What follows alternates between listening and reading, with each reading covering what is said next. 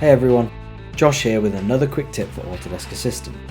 In this video, I will show you how to automatically identify and group holes on an imported step model for automating your drilling processes.